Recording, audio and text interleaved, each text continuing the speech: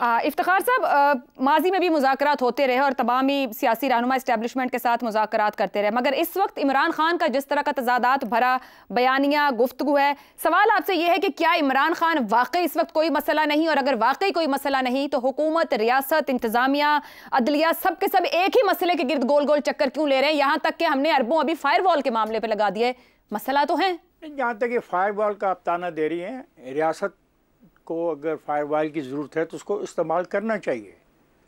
आप जैसे और हम जैसे लोग उसको तकलीफ पहुँचा रहे हैं, उसको हीरो बना रहे हैं कि ये फायरवॉल उसके लिए लगी है। ये फायरवॉल उसके लिए नहीं लगी है, ये फायरवॉल उसके लिए लगी है जो तहकीकात शुरू हुई है। जिस तहकीकात को शुरू करते वक्त ये पता लगा है कि पाकिस्तान के दुश्मन ममालिक में बैठ के पाकिस्तान के बारे में किस किस्म की मनसूबाबंदी हो रही है और की जा रही है, कि फायरवॉल उसके लिए लगी है। और जहाँ तक कई बात मुज़ाकरात की, बिल्कुल सही कहा शहजाद साहब ने। कुरम में क्या हो रहा है, सैकड़ों लोग अब तक मारे गए हैं, रियासत किधर है? रियासत ने क्या नोटिस लिया उसका? बलूचिस्तान के अंदर लोग मुतालबात के लिए इकट्ठे हो रहे हैं। इशूज़ पाकिस्तान के ये हैं। पाकिस्तान का इशू ये है कि गुर्बत इंतहा को पहुँच रही है। पाकिस्तान का इशू है कि गवर्नेंस हर लम्हे ख़त्म होती जा रही है। ये इशू नहीं है कि मुज़ाकरात कौन करेगा और किससे करेगा। और बिल्कुल शहजाद साहब ने कहा ठीक कि मुज़ाकरात के नतीजे में क्या इलेक्शन हो जाएंगे? इफ्तिखार साहब, क्यों हम इलेक्शन से पहले कहते रहे कि सियासी इस्तेहकाम होगा तो मामला आगे जाएगा, मगर वो सियासी इस्तेहकाम तो आज भी नहीं आया। जी, मैं यही कह रहा हूँ, मैं उर्दू में बात कर रहा हूँ और मैं ये आपको बता रहा हूँ कि सियासी इस्तेहकाम नहीं है, और इसको और ख़राब करना चाहते हैं तो आपकी मर्जी है। ये एक खेल है, ये एक मजाक हो रहा है कि जनाब मुझको नाम दिए जाएं और मैं अपनी मर्जी के नाम के साथ बात करूँगा। इर्रेलेवेंट बात है। वो बिल्कुल पॉपुलर होगा, उसका हक है एज ए पॉपुलर लीडर के, लेकिन इस वक्त पाकिस्तान को पॉपुलर लीडर की ज़रूरत की बजाय इस्तेहकाम की ज़रूरत है। मैंने आपसे कहा कि आपकी 2 सरहदों पर लोग मारे जा रहे हैं रोज़, और इसको कोई रिपोर्ट भी करने को तैयार नहीं है। क्या ये हकीकत है? ये नहीं है। आज जो पोजीशन है खैबर पख्तूनख्वा के इलाकों में, वो आपके इल्म में है। जो बलूचिस्तान में हो रहा है वो आपके इल्म में है। वो मेरे लिए उनके साथ मुज़ाकरात करने ज़्यादा ज़रूरी हैं, उनके साथ डायलॉग करना ज़्यादा ज़रूरी है, क्योंकि वो एक हकीकी इशू लेके बैठे हुए हैं। ये आदमी तो जेल में बैठा हुआ आराम से ज़िंदगी गुजार रहा है, और जिस किस्म की जेल इस शख्स को नसीब हुई है, पाकिस्तान की तारीख़ में किसी सियासतदान को ऐसी जेल नहीं दिखे। वो कह रहे हैं कि मैं अपनी मर्ज़ी के आदमी से बात करूँगा। वो कौन होता है ये फैसला करने वाला? बिल्कुल ये लोगों को बेवकूफ़ बनाया जा रहा है। लोगों को बिल्कुल एक ऐसे खेल में फंसा दिया गया कि लोग हकीकी मसाइल पर सवाल न उठाएं। ये डरते हैं कि अगर लोगों ने हकीकी मसाइल पर सवाल उठाए और लोग सड़कों पर निकल आए अपने हकीकी मसाइल के साथ, तो ये जो डायलॉग करने वाले हैं और जो डायलॉग करना चाहता है, दोनों इररिलेवेंट हो जाएंगे। ठीक हो गया। बिल्कुल। पाकिस्तान के अवाम के मसाइल इनसे ज़्यादा इम्पोर्टेंट हैं। ठीक। उस पर कौन बात कर रहा है? उस पर कोई गुफ्तगू करने को तैयार नहीं है। ये अजीब बात है। एक आदमी है, अपनी मर्जी का वो बात करना चाहता है, मर्जी के मामला तय करना चाहता है। माफ़ कीजिएगा, जिनका नाम उन्होंने पेश किया है उन साहब की मैं बहुत एहतराम करता हूँ, जगदीश साहब की।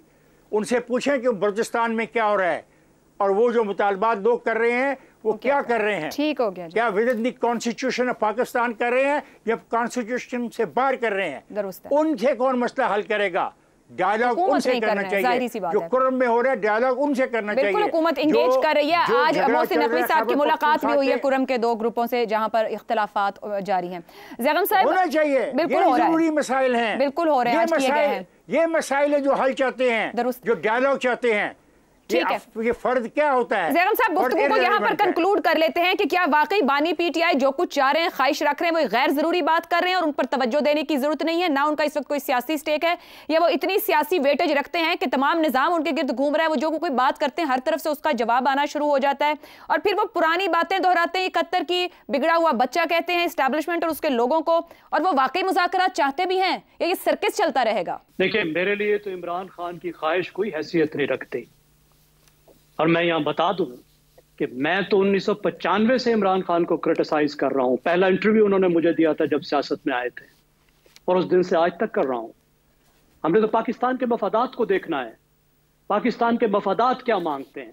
क्या ये फॉर्म 47 पॉलिटिकल वर्कर्स को कुट लगाने से आएगा? क्या ये वसाइल की बंदर बांट से आएगा? आप मुझे ये बताइए कि अगर 25 करोड़ की रियासत, दुनिया की 5वीं न्यूक्लियर पावर, चंद सरफिरे क्रेजी लोगों के वीलॉग्स और उनके ट्वीट से हिलने लगती है, तो फिर मैं पूछूंगा कि आपने मेरे मुल्क की फसीलें किस चीजों से बनाई हैं? ये पत्थर से बनी है या प्लास्टर ऑफ पेरिस से बनी है? मुल्क को इंटरनल रेजिलियंस की जरूरत होती है। दूसरे मुल्कों की बुनियादें क्यों नहीं हिलती ट्वीटों से, वीलॉग से? कितनी आजादी होती है, कैसी कैसी क्रेजी बातें की जाती हैं। इसलिए कि इस्तेकाम अंदरूनी इस्तेकाम से आता है। आपने उन दराड़ों को रोकना है। अब गुफ्तगू नहीं करेंगे तो क्या करेंगे? जैसा भी है इमरान खान, जैसी भी है उसकी पार्टी, क्या उससे ज्यादा कोई मकबूल लीडर है? क्या उससे ज्यादा मकबूल कोई पॉलिटिकल पार्टी है? 33% ही सही, हिसाब तो लगाएं कितने करोड़ बनते हैं। 8 करोड़ अफराद बनते हैं अगर 33% हैं तो। और कई कई सूबों में 70% तक भी मकबूलियत है, बहुत अहम सूबों में। तो अब क्या करेंगे? पीपल्स पार्टी का रगड़ा लगा के क्या हो गया था? अवामी लीग का रगड़ा लगा के क्या हो गया था? मुस्लिम लीग नवियाज का रगड़ा लगा के क्या मिल गया था? साहब, क्या बानी पीटीआई माफी मांगकर मशरूत मुज़ाकरात के उसूल को तस्लीम करेंगे? वो माफी मांगे, क्योंकि वहां से एक जवाब दिया गया था कि सिद्क़े दिल से माफी मांगे और फिर सियासी क़यादत से बात कर लें। जी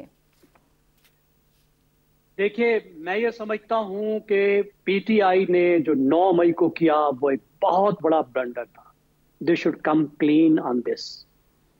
इस पर जो उन्होंने बयानिया बनाया है वो नाकाबिले कबूल है कि फौज ने अपने ऊपर हमला किया। और इस वक्त सबसे बड़ा जो इरिटेंट है पीटीआई के दरमियान और पाकिस्तान की फौज के दरमियान में, वो 9 मई का वाकया है। एक तरफ फौज सख्त नाराज है और मामला बिगड़ते से बिगड़ते जा रहे हैं, और दूसरी तरफ पीटीआई का ये बयानिया कि न सिर्फ कि वो मुलव्वस नहीं है, उसका बेहतर तरीका हो सकता है कि पुरअमन मुजाहिरों को कहा गया था। जाहिर है मुजाहिरीन जो है वो आउट ऑफ कंट्रोल हो सकते हैं, मॉब होता है, लेकिन ये कहना कि ये फॉल्स फ्लैग ऑपरेशन था, एक मुल्क की फौज ने अपने ऊपर हमला किया, ये नाकाबिले कबूल है। लेकिन कितनी कुट तो इस नाम पे उसकी लगाई जा चुकी है ना। एक एक बंदे को 6 शहरों में हाजिर करार देकर बंद किया जा चुका है, तमाम इलेक्टेबल्स उनसे छीने जा चुके हैं, क्या कुछ हो चुका है। और क्या करना है भाई? अभी तक अदालतों ने सजा नहीं दी ना। 9 मई पे आपने क्या करना है? 9 मई में फंसे रहना है? क्या हमने वाकई मुल्क की सबसे बड़ी पार्टी को गद्दार करार देना है? 8 करोड़ गद्दार हैं इस मुल्क में। आगे बढ़े, यहां से आगे बढ़ना है, और मुज़ाकरात के अलावा कोई रास्ता नहीं। देखिए, मुज़ाकरात से पहले जो है वो टॉक्स अबाउट टॉक्स होती है। अभी तो टॉक्स अबाउट टॉक्स भी शुरू नहीं है। मगर ऐसे टॉक्स भी कैसे होंगी कि एक जानिब आप कहें कि बात उन्हीं से करूंगा और दूसरी जानिब उन्हीं पर इल्जाम भी रखें और तनकीद भी करें? तो क्या टॉक्स का तरीका ये होता है? जी बिल्कुल, ये तरीका नहीं है। मेरे ख्याल में उनको भी अपना रवैया बदलना होगा। दूसरी तरफ से भी नरमी आनी चाहिए, मुज़ाकरात की तरफ जाना चाहिए। जिन बातों के, जिन बुरानों का शहजाद साहब ने इतनी खूबसूरती से इहाता किया, उन बुरानों से हमें मिलकर निकलना है। बगदाद मत बनाएं। बिल्कुल ठीक है, मुनाजरे करना छोड़ें, आपस में लड़ना छोड़ें, बाहर तातारी खड़े हैं, ठीक हो गया, उनसे लड़ने की तैयारी करें। बिल्कुल ठीक हो गया। मुत्तहिद होकर मामलात को हल करने की जरूरत है।